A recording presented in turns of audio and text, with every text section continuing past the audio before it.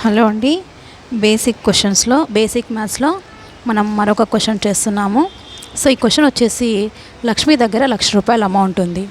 అయితే ఏమంటున్నారు, ఆమె ₹726 చొప్పున 124 కుర్చీలు కొనుక్కుందంట. సో ఆ 124 కుర్చీలకు అమౌంట్ ఇవ్వగా మిగిలిన సొమ్ము ఎంత ఉంది? సో అంటే ఒక చైర్ వచ్చేసి 726, అయితే మొత్తం ఆమె కొనింది వచ్చేసి 124. కాబట్టి మల్టిప్లై చేసుకుంటే 90024 అనేది వస్తుంది. సో ఇప్పుడు మనకి ఈ అమౌంట్ ఆమె కుర్చీలు కొనడానికి ఇచ్చినటువంటి అమౌంట్ అవుతుంది. అయితే మనం ఇందులో నుంచి 1,00,000 మొత్తం ఉంది కదా, సో 1,00,000 నుంచి మనము ఈ అమౌంట్ని సబ్ట్రాక్షన్ చేయాల్సి ఉంటుంది. సో ఏముంది, 42009 మైనస్ చేసుకుంటే 10లోంచి 4 పోతే 6, 9లో నుంచి 2 పోతే 7, సో 9, అండ్ ఇక్కడ ఏముంటుంది 9, సో ఇక్కడ 9లోంచి 9 పోతే 0. సో మనకి 9976 అంటే 4 అనేది ఆన్సర్ వస్తుంది.